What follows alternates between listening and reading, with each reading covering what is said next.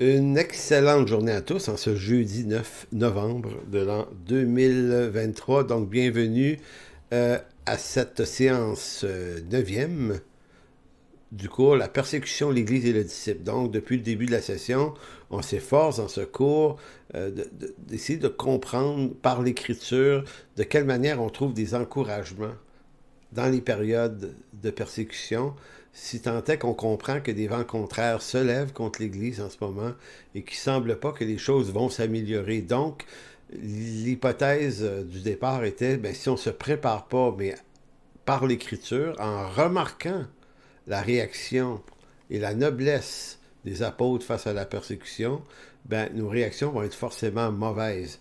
Donc, c'est ce qu'on fait depuis le début de la session. Donc, au menu ce soir, on va faire un retour sur un texte que j'ai lu la semaine passée, Hébreux 9, 27 et 28. Un frère m'a écrit pour me parler, pour me faire un commentaire sur ce texte-là. Commentaire qui est à la fois une question, et j'ai trouvé ça suffisamment intéressant pour parler de son commentaire, sans le nommer évidemment, et rajouter un peu d'éclairage là-dessus parce que je me dis effectivement, son commentaire soulève que ça mérite d'être éclairé davantage. Et vous allez voir, c'est quand même extrêmement encourageant tout ça. Deuxième sujet ce soir, la grâce approximative et l'insuffisance humaine. Pourquoi grâce approximative? Parce que on a de la grâce une connaissance très approximative. C'est-à-dire qu'on connaît la grâce qui nous sauve, la grâce qui nous pardonne, et ça joue dans ces paramètres-là, mais la grâce de Dieu est aussi une alliance qui prend racine dans l'Ancien Testament et qui est annoncée d'avance. Et quand on parle d'alliance, on parle d'un contrat, donc quelque chose qui est extrêmement solide, qui n'est pas strictement une grâce vécue au jour le jour comme on en aurait besoin, mais qui est une grâce qui repose sur quelque chose contractuel extrêmement solide. Et pourquoi c'est important de comprendre la grâce, non pas de façon approximative, mais de façon précise, c'est parce que la connaissance précise devient un très très bon rempart rassurant contre notre insuffisance humaine. Alors voilà pour ça. Donc, retour sur Hébreux 9, 27 et 28. Donc, comme je disais, un frère m'a fait un commentaire parce que j'affirmais à partir d'Hébreux 9, 27, 28 que lorsque le Seigneur va revenir, il va revenir sans nos fautes. Et j'expliquais à quel point c'était rassurant.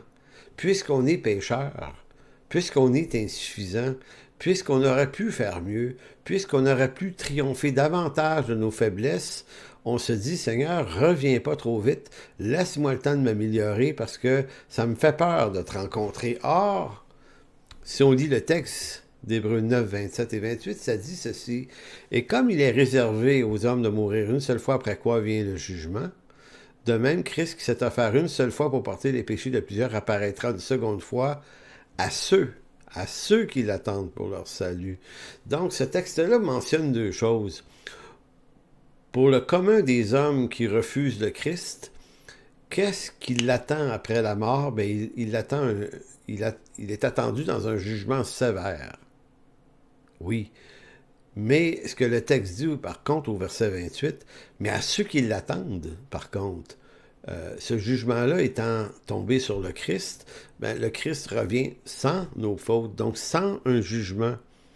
Donc, cette approche-là est très rassurante, mais pourrait laisser entendre que ça pourrait nous rendre très peu sérieux.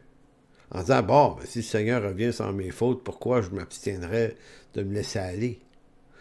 Et on ne peut pas s'empêcher de le penser, ça. Cependant, ce qu'on doit se rappeler, c'est que c'est pas aussi simple que ça. D'abord, Dieu châtie et corrige ses enfants. Donc, si on lui appartient et on veut un peu n'importe comment, ben, il y aura un châtiment de Dieu. Ça peut faire très, très mal.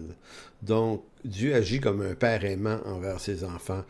Ensuite, on doit dire que les personnes qui appartiennent au Seigneur vraiment ne sont pas confortables à vivre tout croche. Donc, il y a un désir, une soif de plus, de sainteté, de tendre vers mieux. Donc, c'est pas si évident de dire que parce que je ne serai pas jugé au retour de Christ, que je peux vivre n'importe comment. C'est pas comme ça que ça se passe dans la vie d'un vrai croyant. Bien que, effectivement, les tentations restent toujours présentes. Donc, je vais lire le texte, une partie du texte de ce frère, qui, lui, comprend plutôt que si on est gracié, pardonné, Dieu va quand même juger sa maison, arriver là-haut, c'est-à-dire son peuple.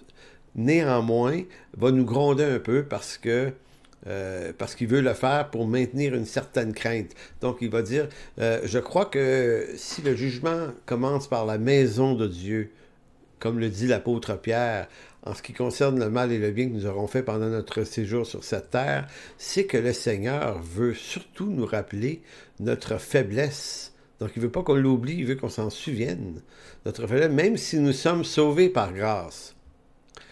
Et la parole de Dieu nous amène à avoir une crainte respectueuse, Seigneur. Je crois qu'on va, pour un moment, être couvert de honte en sa présence, mais après avoir subi ce jugement, il essuiera toute larme. On doit toujours se rappeler la position que nous avons dans le Seigneur afin de ne pas être trouvés éloignés de lui au jour où il nous rappellera à lui. Ai-je raison? Peut-être que je me trompe. Donc, c'est un commentaire à la fois qui soulève cette question-là. Donc, la question la plus fondamentale ici, c'est à savoir si malgré le pardon complet de nos péchés par l'œuvre de la croix, Dieu nous reparlera-t-il de nos péchés en vue de nous gronder lors de son retour, pour ensuite nous laisser entrer définitivement dans la réalité éternelle à cause de sa grâce? Est-ce que Dieu va nous gronder? Ma réponse à ça, c'est non. Donc, je ne suis pas du même avis. Effectivement, Dieu va juger sa maison, hein? Mais pas dans l'éternité. Il faut comprendre que si Christ a subi le jugement à ma place, il est impossible que je puisse le subir aussi, parce que si Dieu devait me faire subir ne serait-ce qu'une courte partie de son jugement, ça serait terrible ce que ce serait, mais ça voudrait aussi dire que le jugement qui est tombé sur Christ n'est pas suffisant. Le prix n'est pas suffisant. Il faut que Dieu se satisfasse en me grondant moi aussi. Maintenant, si le Fils de Dieu a subi le jugement et la colère de Dieu, c'est exactement pour que je n'ai pas à la subir. Maintenant, si tant est que je décide de vivre tout croche en désobéissance à lui, c'est dans cette vie qu'il va me reprendre. Si l'Église se comporte mal, si Dieu veut juger son peuple, c'est dans cette vie ici qu'il va la corriger. Parce que dans l'éternité, on est obligé d'éviter la confusion de penser qu'il a payé à la fois le prix de notre jugement, mais il va nous rejuger aussi. Et là, ça ne fait pas de sens.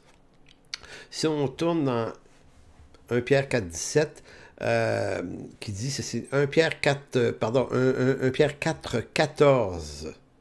1 Pierre 4, 14, voyez ce que l'apôtre Pierre disait, c'est dans la version Sommeur. Si l'on vous insulte parce que vous appartenez au Christ, heureux êtes-vous parce que l'Esprit glorieux, l'Esprit de Dieu repose sur vous. En d'autres mots, c'est déjà une instruction intéressante que subir la persécution et l'insulte parce qu'on est chrétien, c'est une preuve d'appartenance à lui. Puis en même temps, Pierre dit également, si ça vous arrive, soyez pas malheureux, soyez heureux. Qu'aucun de vous n'ait enduré une punition parce qu'il aurait tué, volé ou commis quelque méfait, ou encore parce qu'il se serait mêlé des affaires d'autrui, mais si comme chrétien, c'est comme chrétien qu'il souffre, qu'il n'en éprouve aucune honte, qu'il fasse au contraire honneur à Dieu en se montrant digne de ce nom. Maintenant a lieu la première étape du jugement. Il commence par le peuple de Dieu, ou dans la version seconde, Dieu va juger sa maison en premier. Et s'il débute par nous, quel sera le sort final de ceux qui refusent de croire l'évangile de Dieu? Donc, vous voyez, l'affirmation du frère, c'est le jugement débute par nous. Donc, lui, ça lui donne d'entendre qu'arrivé au ciel, les non-sauvés vont être sévèrement jugés, rejetés dans un lac de feu, mais Dieu va nous gronder pareil quand même, c'est sa compréhension. Verset 18, comme le dit l'Écriture, si le juste est sauvé à travers toutes sortes de difficultés, que vont devenir le méchant et le pécheur? Ainsi donc, que ceux qui souffrent parce qu'ils obéissent à la volonté de Dieu s'en remettent entièrement au Créateur, qui est fidèle et qui continue à faire le bien. Donc, dans les faits, c'est vrai que Dieu commence par juger son Église avant de juger ce monde ou les gens de ce monde. Mais il ne faut pas penser à ce jugement comme étant après son retour. Parce qu'après son retour, on tombe sous la juridiction d'une alliance par laquelle nous avons été déjà pardonnés. Dans les faits, c'est ici-bas que Dieu juge sa maison et non dans l'éternité. C'est dans l'Église où Dieu appelle des officiers, des anciens, qui sont appelés à exercer un jugement et une discipline sur la maison de Dieu, ici-bas sur terre. Donc, ils doivent juger ceux qui suscitent des troubles, des divisions, des manquements moraux importants, des mensonges qui manipulent, bref, tous ceux qui détournent l'Église de sa vocation doivent être jugés, mis en discipline par l'Église. Donc, c'est en soi déjà une façon que Dieu juge sa maison. Mais Dieu peut également juger son Église ou des églises à travers les siècles. Tu sais, je veux dire, l'Apocalypse 2, 4 et 5 mentionne que Dieu peut retirer le chandelier d'une église. Notamment, cette menace était faite à Éphèse. Donc, à travers l'Église, à travers l'histoire de l'Église, en ce qui concerne le chandelier enlevé, c'est Apocalypse 2, 4 et 5. Il faut savoir qu'à travers l'histoire de l'Église, c'est arrivé des milliers de fois. Des églises qui ont été très puissantes, très triomphantes, très vivantes, se sont retrouvées à se détériorer éventuellement, comme si Dieu retirait le chandelier, comme si Dieu se retirait d'elle parce que cette Église s'est corrompue d'elle-même. Maintenant, quand on commence une église, voyez-vous, c'est toujours la problématique qui nous guette. C'est très facile. On commence tous nos églises en implantation avec les plus nobles intentions. On veut être vraiment biblique, hein? On veut vraiment être au service de la communauté. On veut amener une instruction qui est pure, qui est juste, qui est biblique. On veut créer des relations humaines de qualité qui soient justes et non pas injustes. On ne veut pas privilégier le riche contre le pauvre, on veut être égalitaire. Donc, quand on commence, on est rempli de bonnes intentions, plein de noblesse. Voici le problème, c'est qu'en vieillissant, on peut se corrompre et c'est ce qu'on fait souvent. C'est-à-dire qu'on finit par entrer dans des formes de copinage. L'Église devient grande, ça devient un système, une structure, une institution. Il faut protéger ça. Et là, à un moment donné, on peut protéger même des pasteurs qui ont fait des fautes, mais on ne veut pas trop exposer ça. On essaye de taire ça, de camoufler. Et là, on veut sauver l'institution au détriment des fois de personnes qui subissent des injustices de la part de ceux qui disent. Et là, il arrive plein de choses, plein d'affaires. Et l'Église peut avoir une dimension où elle fait les choses politiquement. Là, je ne parle pas d'implication politique dans le monde, mais c'est plus devenu de la politique que de la conviction biblique. Donc, il peut y avoir également, qui se mêle à ça, des problèmes de mauvais enseignement, de manipulation. Il peut y avoir tout simplement de la paresse qui s'installe. Il peut y avoir mille et une choses qui s'installent et on voit bien à travers l'histoire que des églises qui ont été extrêmement vivantes se sont déconstruites elles-mêmes de l'intérieur, comme si Dieu en avait retiré la bénédiction. Puis des fois, ben, c'est ça. Il y a des personnes qui le vivent aujourd'hui encore qui vont dire, ben, notre église était très, très vivante il y a 10, 15, 20, 40, peu importe quand. Et aujourd'hui, il ne se passe plus rien. On dirait que c'est devenu mou, c'est sans conviction. Puis on voit qu'il y a toutes sortes d'affaires, un peu corruption qui est entrée, puis des conflits, puis des... Ben c'est ça. C'est ça le problème. Notre défi, c'est de garder la lumière sur le flambeau très allumé, puis de rendre compte à l'Écriture, à la parole et au Seigneur lui-même. C'est pour ça qu'on dit souvent, même dans notre Église, on a beau être les pasteurs, mais on n'est pas Jésus, là, tu sais. On doit être atteignable, on doit être, si on faute, on doit être averti aussi. Il faut éviter de créer des églises où ceux qui la dirigent deviennent inatteignables par aucun jugement, pas en vue de préserver l'institution. Donc c'est pour ça que des églises, tranquillement pas vite, se désagrègent, se déconstruisent. On a l'impression que Dieu s'en retire parce que l'homme et ses mauvais penchants deviennent l'élément dirigeant. Donc, c'est pour ça qu'il faut penser que oui, Dieu corrige son Église, Dieu discipline son Église, il juge son Église, mais ça ne peut avoir lieu qu'ici-bas, dans la réalité humaine.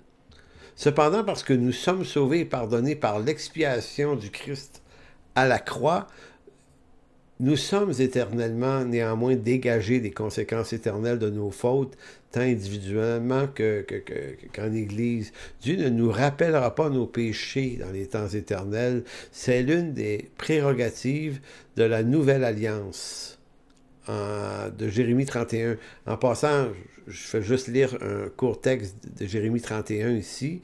La semaine prochaine, on va s'intéresser à fond à ces textes-là de Jérémie 31. Mais regardez verset 34 de Jérémie 31 qui parle de comment ça se passe dans la nouvelle alliance. Celui-ci n'enseignera plus son prochain, ni celui-là son frère en disant « Connaissez l'Éternel, car tous me connaîtront. » Depuis le plus petit jusqu'au plus grand, dit l'Éternel, car je pardonnerai leur iniquité. Et je ne me souviendrai plus de leurs péchés. Je ne me souviendrai plus de leurs péchés. Donc, il y a cette idée, d'autres textes vont dire, autant que l'Orient est éloigné de l'Occident, autant Dieu est éloigné de nous et de lui, nos fautes. Donc, on ne peut pas dire, Dieu nous attend qu'une brique pain fanal pour nous gronder un peu avant de nous faire entrer dans l'éternité. Ça serait une contradiction biblique. Donc, par souci de cohérence, on ne peut affirmer que Dieu rejugera sa maison et ses enfants lors de son retour, si tant est que ce jugement a déjà eu lieu à la croix par la mort de Christ comme agneau de Dieu qui enlève, pas qui se souvient, mais qui enlève le péché. Cependant, en cette vie, nous vivrons pleinement les conséquences de nos choix et décisions, de telle sorte qu'à travers toutes ces choses, Dieu nous réprimande, nous discipline tel un père qui reprend ceux qu'il aime et qu'il reconnaît pour ses enfants. Donc, je lis le texte auquel je faisais référence en Hébreux 12, verset 10. Hébreux 12, 10. Nos pères nous châtiaient pour un peu de jours comme ils le trouvaient bon, mais Dieu nous châtie pour notre bien afin que nous participions à sa sainteté. Il est vrai que tout châtiment semble d'abord un sujet de tristesse et non de joie, mais il produit plus tard pour ceux qui ont été exercés un fruit paisible de justice. Donc, il ne faut pas avoir peur de se rassurer en se disant que le Seigneur revient sans nos péchés lorsqu'il va revenir, comme Hébreux 9, 28 le dit, parce que si Dieu a quelque chose à régler dans nos vies, dans son Église, ici-bas, il va exercer un jugement puis un châtiment. Donc, c'est donc vrai qu'il commence par sa maison, mais sa maison ne sera pas jugée lorsque nous entrerons dans sa présence. Deuxième sujet ce soir, la grâce approximative et l'insuffisance humaine.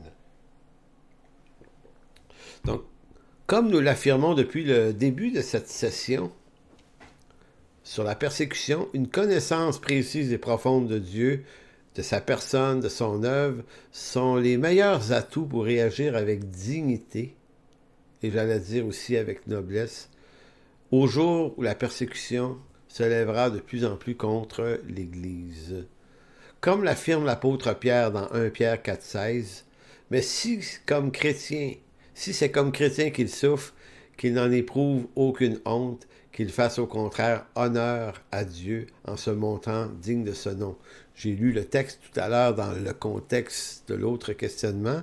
Je voulais le ramener ici, ce texte-là.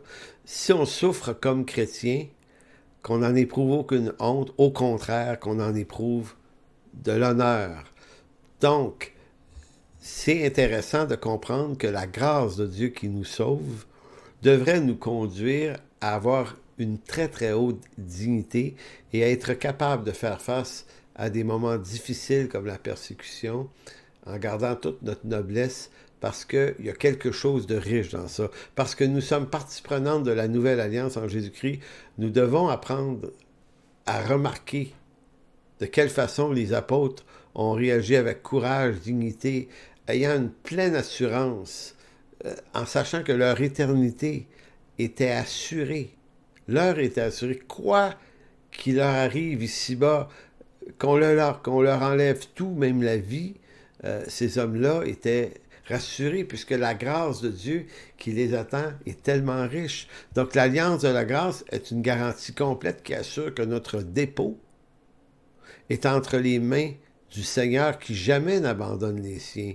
Donc, 1 Pierre 1,13 1 Pierre 1,13 dit ceci, on l'avait lu la semaine dernière, c'est pourquoi saignez les reins de votre entendement, soyez sobres et ayez une entière espérance, une entière confiance dans la grâce qui vous sera apportée lorsque le Seigneur apparaîtra. Vous ne trouvez pas qu'il y a une parenté d'idées entre ça et Hébreux 9, 27? Lorsque le Seigneur apparaîtra, il dit, ayez une entière assurance dans la grâce qui vous sera apportée. Mais c'est terriblement important de comprendre cette affaire-là. La grâce de Dieu qui nous sera apportée, là, nous calme. Parce qu'on sait que lorsque le Seigneur arrive, il revient sans nos fautes. Dans la version Sommaire, le même verset va dire, c'est pourquoi tenez votre esprit en éveil et ne vous laissez pas distraire. Mettez toute votre espérance dans la grâce qui vous sera accordée le jour où Jésus apparaîtra. Moi, quand je lis ce genre de texte-là, la manière avec laquelle ça me rassure, moi, et je sais que je le répète beaucoup, ça, c'est que moi, j'aime beaucoup la vie ici-bas sur Terre. Je n'ai pas envie de perdre ma vie ici-bas sur Terre. Comprenez-vous, personne n'a envie de mourir, on comprend ça.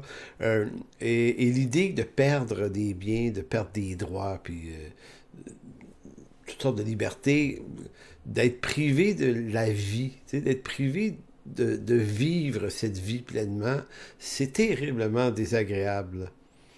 Et si je ne suis pas rassuré quant à ma vie éternelle, j'en suis pas tout à fait convaincu, puis je ne suis pas tout à fait convaincu que mes fautes sont réellement pardonnées, ben je préfère rester ici, puis je préfère me battre pour rester ici longtemps. En me disant, je vais avoir la vie éternelle un jour, de toute façon, c'est sûr que je vais mourir, mais je vais essayer d'amener ça le plus loin possible parce que j'aime trop ma vie ici-bas quand même. Donc, je suis prêt à faire tous les compromis pour éviter la persécution. Mais alors que, à partir du moment où on a vraiment saisi que la grâce de Dieu qui nous sera accordée lors de son retour est parfaite, ben là, ça m'enlève peut-être la crainte de la mort. Je me dis, OK.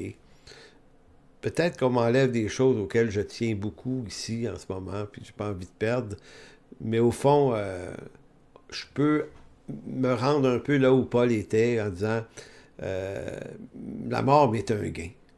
Donc le problème est que bien que nous sachions que Dieu nous sauve par grâce, il reste toujours en nos cœurs un résidu de doute qui nous entraîne à espérer également en nous-mêmes, c'est-à-dire espérer dans nos œuvres, nos victoires, nos réussites.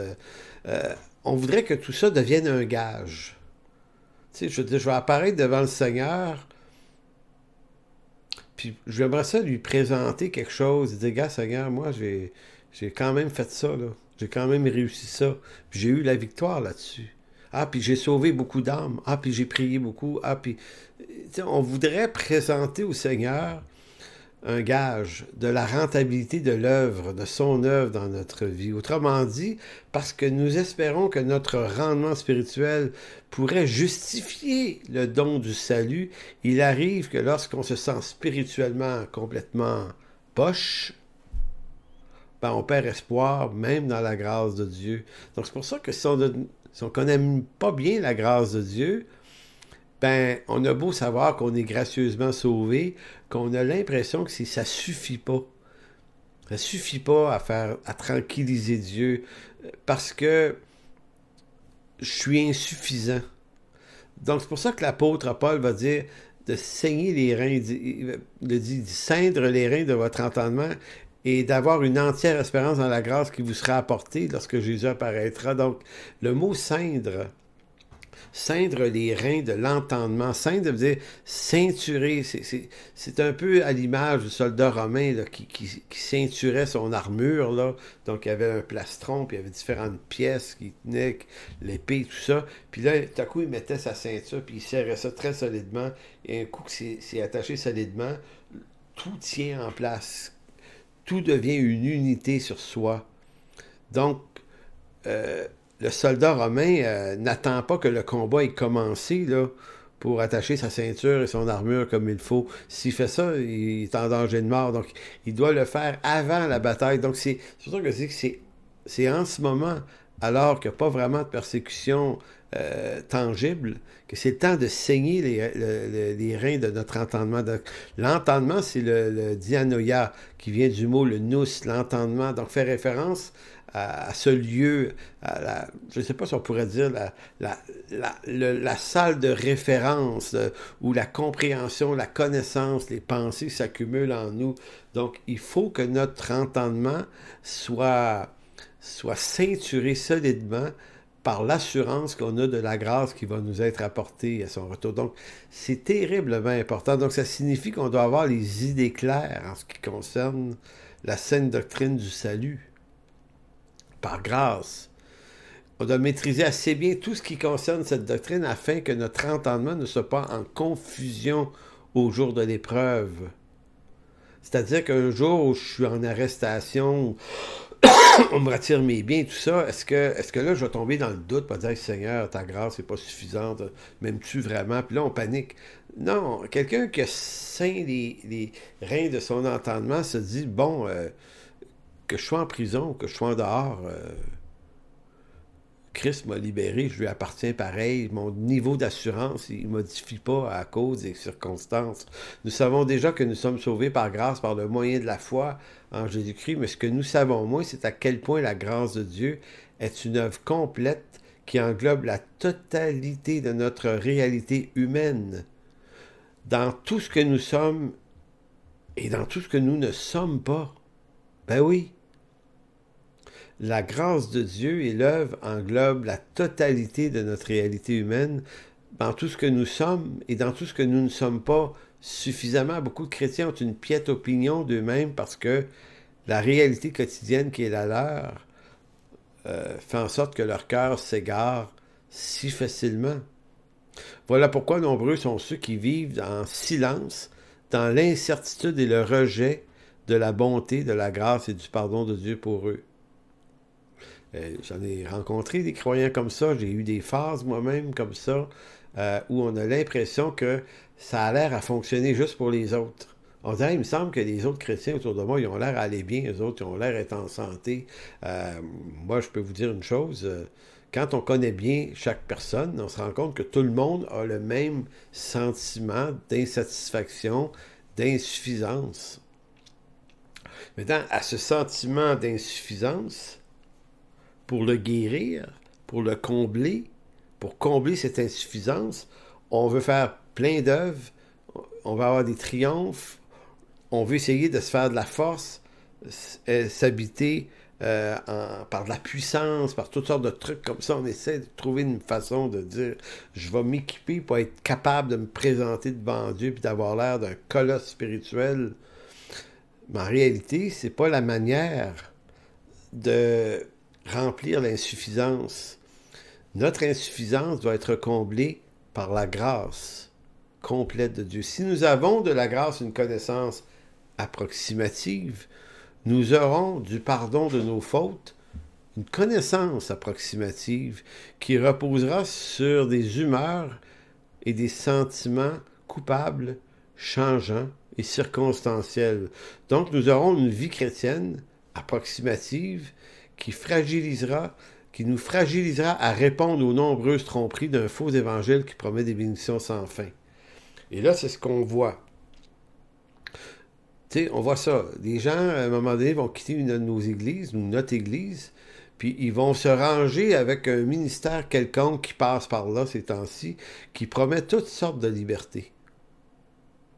Toutes sortes de tromperies. En d'autres mots, et là, moi, quand je jase avec ces gens-là, je dis, pourquoi tu cours après ça? Ben, j'ai l'impression que j'ai pas tout. Il manque quelque chose, puis eux autres, il paraît qu'ils l'ont, cette affaire-là, donc je le veux, ce truc-là, ils vont m'imposer les mains, ils vont prier pour une délivrance, ils vont me donner les clés de la réussite, ils vont... Pourquoi des croyants recherchent ce genre de choses-là? Ben, c'est parce qu'ils ressentent l'insuffisance, puis moi, je les comprends, je la ressens, moi, cette insuffisance-là.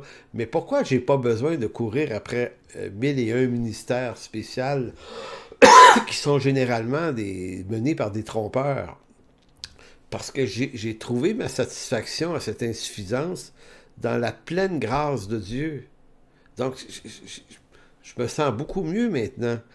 C'est ce que l'apôtre Paul voulait éviter aux chrétiens d'Éphèse en leur mentionnant l'importance de l'enseignement des pasteurs et des docteurs. Elle est dans Éphésiens 14 à 15. J'ai déjà lu ce texte-là, je lis ça régulièrement dans mes enseignements, mais écoutez bien l'intelligence du sujet dans ce contexte-là.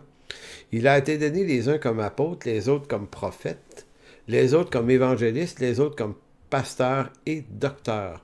Retenons les ministères de pasteurs et docteurs. C'est pas au mépris des prophètes et des évangélistes que je dis ça, là, mais ici en particulier pasteurs et docteurs. Pourquoi Dieu les donne-t-il à l'Église? C'est pour le perfectionnement des saints, en vue de l'œuvre du ministère et de l'édification du corps de Christ, jusqu'à ce que nous soyons tous parvenus à l'unité de la foi et à la connaissance du Fils de Dieu, à l'état d'homme fait à la mesure de la stature parfaite de Christ. Donc, qu'est-ce qui est poursuivi ici? C'est pour ça que l'Église locale, là, c'est indispensable, parce que c'est ce qui nous place sous l'enseignement, l'instruction des docteurs. Quand on veut pas ça, on dit « Ouais, mais moi j'écoute un, puis un autre, puis lui, puis l'autre sur Internet. » Non, ici on parle d'être enseigné de façon systématique, là, dans une église, dans une vision, puis dans une perspective continue. Il y a une direction qui est donnée. Quand on décide de faire ça soi-même à travers Internet, on choisit ce qu'on veut bien. On choisit ceux qu'on veut bien. Mais l'apôtre Paul, lui, sa perspective, c'est celle d'une église locale où des ministères sont donnés à l'église qui va perfectionner les saints.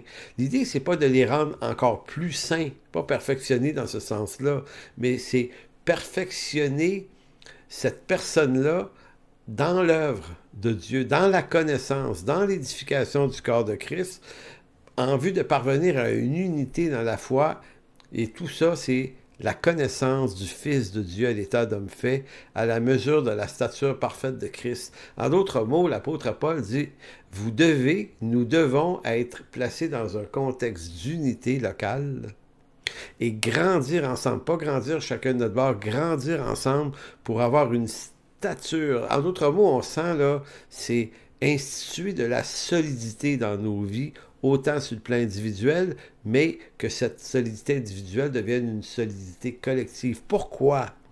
Afin que nous ne soyons plus des enfants flottant et emportés à tout vent de doctrine par les tromperies des hommes, par leur ruse dans les moyens de séduction, mais que professant la vérité dans la charité, nous croissions à tout égard en celui qui est le chef, Christ. Vous voyez combien de fois, moi, dans ma carrière pastorale, j'ai vu des chrétiens quitter l'Église pour les mauvaises raisons. Parce qu'il peut y avoir des bonnes raisons de quitter et de se trouver une autre église aussi. Mais il y en a qui le font pour les mauvaises raisons. C'est pourquoi c'est en vue de chercher de nouvelles expériences surnaturelles, nouvelles réalités spirituelles pour remplir une espèce de vide. Comme s'ils se disaient « Ah, je suis pas bien. Je suis pas assez pur, je suis pas assez saint, je suis pas assez libre, pas assez ci, je suis pas assez ça. » Puis là, on entend le discours de certains menteurs qui vont... Et c'est pour ça que Paul les appelle des trompeurs, de ne pas être emportés par... et flottants, emportés par tout vent de doctrine, par les tromperies des hommes. Donc là, on va aller chercher l'enseignement ou l'imposition d'un tel qui promet telle chose. Et combien de fois j'ai vu des gens revenir bredouille, pensant qu'ils auraient vécu un nirvana, une nouvelle liberté spirituelle. Moi, je leur dis, ta liberté, là, n'est pas dans une expérience. C'est dans l'enrichissement d'une nouvelle profondeur de la parole de Christ. Être rassuré par lui, parce que, je vais te dire une chose, mon chum, qui ne changera pas dans ta vie, puis qui ne changera pas dans la mienne, c'est qu'on va rester des êtres fragiles.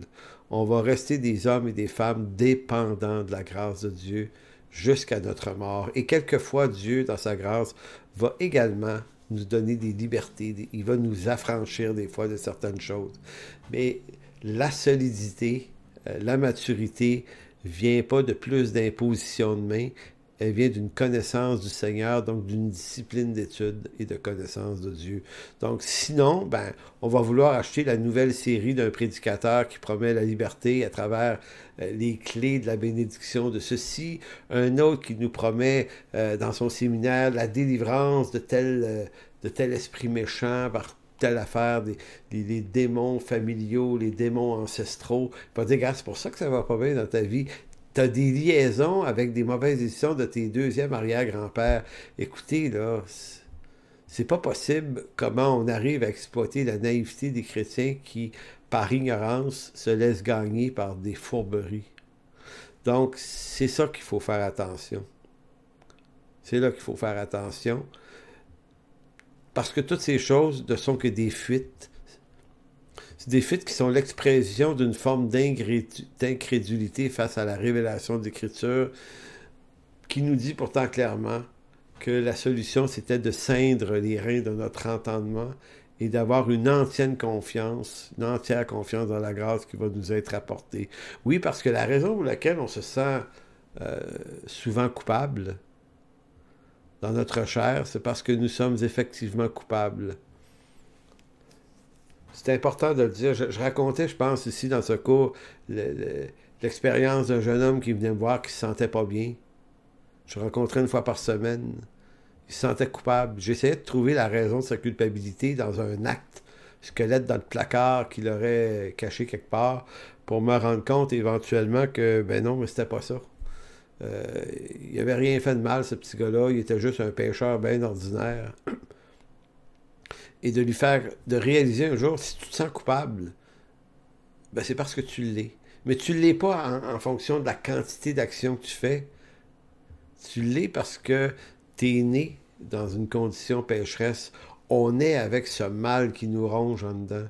Et on va mourir avec ça. Donc la solution, c'est pas plus d'œuvres, plus de délivrance, plus d'imposition des mains, plus de trucs surnaturels pour dire, hey, je suis tellement haut, là, spirituellement, je suis sur un high. Là, je sens que Dieu est en train de dire, OK, tu l'as, ça va bien, tu voles haut, là. Oui, mais plus haut encore, un peu plus haut encore. Là, moi, j'ai vu des croyants virer à moitié fous avec ça. Et finalement, finir dans une déception tellement grande qu'ils abandonnent tout. Donc moi, je vous conseille, gardez ça simple. Une église locale, une bonne communion fraternelle, une bonne instruction. Hein? Ça n'a pas besoin d'être super héroïque. Donc, la solution à la culpabilité n'est pas dans des expériences extatiques extraordinaires, c'est dans l'attachement à la saine doctrine. Dans sa deuxième lettre aux Corinthiens, l'apôtre Paul aborde la question de l'appel de Dieu. Écoutez bien ça, il aborde la question de l'appel de Dieu à manifester l'odeur de Christ malgré l'insuffisance qui nous habite en tout temps. C'est un texte fantastique, 2 Corinthiens 2,14. 2 Corinthiens 2,14 qui dit « Grâce soit rendue à Dieu qui nous fait toujours triompher en Christ et qui répand par nous en tout lieu l'odeur de sa connaissance. » Nous sommes en effet pour Dieu la bonne odeur de Christ parmi ceux qui sont sauvés et parmi ceux qui périssent. Aux uns une odeur de mort, donnant la mort, aux autres une odeur de vie, donnant la vie. Et qui est suffisant pour ces choses? Je trouve ce petit bout de phrase extraordinairement riche et significatif. C'est pas le dire, t'es un pécheur, hein? Dieu te sauve par pure grâce. Dieu, en Christ, t'apporte le triomphe final sur tes fautes. Triomphe final sur ce monde. Il répand par ta vie la bonne odeur de la connaissance de Christ. Dieu fait ça avec quelqu'un, comme toi, comme moi, qui est complètement insuffisant pour ces choses. Fait qu'à un moment donné, plutôt de penser que on est des êtres absolument mauvais puis qu'il n'y a rien à faire avec nous parce qu'on est trop pourris, il faut commencer par s'encourager à la manière de l'Écriture. Hey, si Dieu a choisi par sa grâce de me faire porter l'odeur de sa connaissance, la bonne odeur de Christ parmi ceux qui sont sauvés, autant que parmi ceux qui périssent, ben j'ai vraiment raison de rendre grâce à Dieu, de dire, gars, Seigneur, je ne sais pas comment tu arrives à faire sortir la bonne odeur de Christ à travers moi. Moi, je trouve que je sens plutôt mauvais, là. Le Seigneur va dire, ça, c'est pas ton problème. Ça, c'est moi, là, je fais ça dans ta vie. Verset 17 va dire, car nous ne facilifions point, j'ai de la misère à dire ce mot-là, falsifions point la parole de Dieu comme le font plusieurs, mais c'est avec sincérité, c'est de la part de Dieu que nous vous parlons en Christ devant Dieu. Donc, essayez de trouver une assurance. Essayez de trouver notre suffisance ailleurs qu'en Jésus-Christ. C'est une forme d'égarement et d'incrédulité qui actuellement séduit des milliers de chrétiens dans la francophonie. Donc, je vais toujours me sentir insuffisant et je vais devoir apprendre par la foi à habiter à la fois cette insuffisance, mais en sachant que le Seigneur Jésus-Christ, lui, me rend suffisant à sa grâce pour me faire triompher, me faire participer à son œuvre. Notre triomphe en cette vie ne vient pas de ce que nous sommes devenus des grands héros, mais vient du triomphe du Christ en qui nous sommes. En qui nous sommes. Dans 2 Corinthiens 2,14, 2 Corinthiens 2,14, on relit en quelque sorte le même texte, mais dans une autre version. Donc 2 Corinthiens 2,14 à 17, version Sommeur cette fois-ci. J'aime ça des fois amener la Sommeur en concordance avec la seconde, parce que ça amène, si on veut, des jets de lumière supérieure. Il va dire « Je n'ai pu que remercier Dieu. Il nous associe toujours au cortège triomphal du Christ par notre union avec lui. » Je ne sais pas si vous voyez comment c'est rendu ici, dans la version seconde. Il nous fait toujours triompher en Jésus-Christ. Ici, il nous associe toujours au cortège triomphal du Christ. Donc, c'est pas mon triomphe dont il s'agit, c'est son triomphe à lui, dans lequel il m'a placé, il va dire, par notre union avec lui, et il se sert de nous pour répandre en tout lieu comme un parfum la connaissance de Christ. Oui, nous sommes pour Dieu comme le parfum du Christ parmi ceux qui sont sur la voie du salut, tout comme parmi ceux qui sont sur la voie de la perdition. Pour les uns, une odeur de mort qui mène à la mort, pour les autres, une odeur de vie qui mène à la vie. Et qui donc est à la hauteur d'une telle tâche? Dans la seconde, qui est suffisant pour ces choses ici, et qui donc est à la hauteur d'une telle tâche? Poser la question, c'est y répondre, personne d'entre nous. En tout cas, verset 17, nous ne sommes pas comme tant d'autres qui accommodent la parole de Dieu pour en tirer profit. Les menteurs, les profiteurs, les trompeurs. Nous, c'est avec des intentions pures de la part de Dieu, dans l'union avec le Christ, que nous vous annonçons la parole. C'est extraordinaire. Donc, malgré notre insuffisance spirituelle, malgré ton sentiment d'insuffisance spirituelle, Dieu t'associe à son œuvre à cause de ton union avec Christ. Donc, ce qu'il faut que tu commences à faire, c'est à y croire. À dire, OK, je ne suis pas mon péché seulement. Bien que j'ai encore des faiblesses, peut-être que la façon de me sortir de mes faiblesses, c'est peut-être de me regarder autrement aussi qu'à travers juste ces faiblesses, mais de me regarder à travers mon union avec Dieu et de me dire, OK, Dieu, tu veux vraiment m'utiliser, là? Tu veux vraiment faire quelque chose avec moi, là? Le Seigneur va dire, oui, je vais faire quelque chose avec toi. Oui, je vais faire quelque chose avec toi.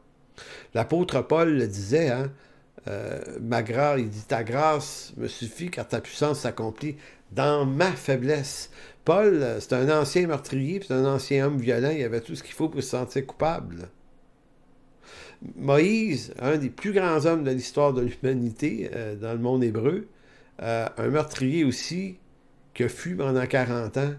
Abraham, le père de ce magnifique peuple d'Israël, lui-même, l'âge qui faisait passer sa femme pour sa sœur parce qu'il avait peur de perdre la vie. David, un homme aux impulsions dangereuses, un homme à femme, un homme qui a cumulé les gaffes, dont certaines décisions ont culminé à la mort de 70 000 personnes par un jugement de Dieu. Un homme qui avait tout pour se sentir coupable. Maintenant, quel a été l'acte le plus héroïque de la vie de ces hommes-là? C'est pas les hauts faits de leurs œuvres, parce que ces œuvres-là, c'est Dieu qui les a fait en eux. Non, ça a été de croire. De croire Dieu. De dire, OK, Seigneur, tu m'aimes vraiment, tu m'appelles vraiment, malgré qui je suis, donc ben je vais te suivre. Je ne sais pas où ça va nous mener, mais je vais te suivre. Donc, malgré tout ce que nous sommes, ou tout ce que nous ne sommes pas, Dieu nous fait les heureux porteurs de l'odeur de Christ en ce monde. La question que cette affaire soulève n'est pas de savoir si je mérite ou non cet honneur, mais quelle est l'œuvre que Dieu a faite de toute éternité pour qu'une telle grâce me soit accordée, et à toi aussi. Voilà pourquoi nous devons avoir de la grâce de Dieu une connaissance profonde et non approximative, car la précision que nous avons de cette vérité théologique importante va déterminer la fermeté de mon assurance, de ton assurance en Dieu face à ce monde et donc face à la persécution. En Éphésiens 1, l'apôtre Paul affirme une chose qui est de la plus haute importance pour bien saisir la qualité de l'œuvre de la grâce dans la vie de chacun de nous. C'est un texte connu, version sommaire, Éphésiens 1, 4 à 9. Éphésiens 1, 4 à 9, il va dire « En lui, bien avant de poser les fondations du monde, il nous avait choisis pour que nous soyons saints et répréhensibles devant lui. » Si je ne lis pas le verset ici dans le contexte de la prédestination et de la doctrine de l'élection, parce qu'évidemment, c'est aussi indirectement ce que le texte affirme, on a été choisi par lui avant la fondation du monde. Non, je veux faire remarquer le texte pour sa deuxième partie, afin que nous soyons saints et sans reproche devant lui. Second va dire saint et irrépréhensible. Maintenant, c'est pas afin que nous réussissions à nous rendre saints et sans reproche devant lui, c'est afin que nous le soyons par lui. Hey, c'est encourageant, là. Tu dis, Seigneur, OK, moi, je suis pas saint et irrépréhensible, mais toi, tu me fais saint et irrépréhensible devant toi. Wow! Puisqu'il nous a aimés, il nous a destinés d'avance à être ses enfants, qu'il voulait adopter par Jésus-Christ, voilà ce que, dans sa bonté, il a voulu pour nous. Il l'a voulu, afin que nous célébrons la gloire de sa grâce qu'il nous accorde, qu'il nous a accordé en son bien-aimé. En Christ, parce qu'il s'est offert en sacrifice, nous avons été délivrés et nous avons reçu le pardon de nos fautes. Dieu a ainsi manifesté sa grâce dans toute sa richesse. Il l'a répandue sur nous avec surabondance, en nous donnant pleine sagesse, pleine intelligence, pour que nous connaissions les secrets de son plan, ce plan qu'il a fixé d'avance dans sa bonté en Christ, pour conduire les temps vers l'accomplissement selon ce plan. Tout ce qui est au ciel et tout ce qui est sur terre doit être réuni sous le gouvernement du Christ. Donc, frères et sœurs, vous et moi sommes dans cette union avec Christ, dans ce grand dessein de Dieu. Et si on se met à chercher à nous-mêmes quelque chose qui nous rend méritoire de participer à une telle grâce, on perd. Mais si on comprend que ça n'a rien à voir avec qui on est, mais ça a tout à voir avec son amour pour nous, et c'est pas juste une grâce dont il nous fait profiter passivement, il nous rend participants en mettant cette odeur de Christ en nous. C'est extraordinaire. Donc, devant un texte d'une si grande richesse, on ne peut qu'adorer le Seigneur pour cette grâce inestimable qu'il nous a accordée en Jésus-Christ. Conclusion, les mauvaises réactions viennent de ce que nous ne sommes pas bien fondés dans la grâce de Dieu. Le rejet de nous-mêmes, les jugements sévères contre nous-mêmes viennent de ce que nous ne saisissons pas bien la grâce de Dieu pour nous. Notre peur de l'éternité, notre peur de tout perdre vient de ce que nous ne connaissons pas bien, l'œuvre de la grâce de Dieu pour nous. Une connaissance approximative de Dieu conduit à une connaissance approximative de Dieu et donc nous amène dans une marche avec Dieu extrêmement approximative aussi. Donc voilà, c'est la séance numéro 9 qui se termine comme ça. Donc la semaine prochaine, là, cette fois-là, c'est vrai, parce que ça fait quelques semaines que je dis qu'on va s'intéresser à la nouvelle alliance. C'est vraiment la semaine prochaine, là, on va regarder à quel point c'est une alliance qui est riche de notre appartenance à Jésus-Christ. Et Dieu le veut tellement qu'il a fait un contrat Hein? C'est comme un contrat notarié, c'est signé, là. C'est solide, là. C'est signé. C'est pas signé sur l'encre d'une émotion. C'est signé par l'encre du sang de Jésus. Nous lui appartenons pour l'éternité. C'est ça, la nouvelle alliance. C'est ce qu'on va voir la semaine prochaine. D'ici là, portez-vous bien.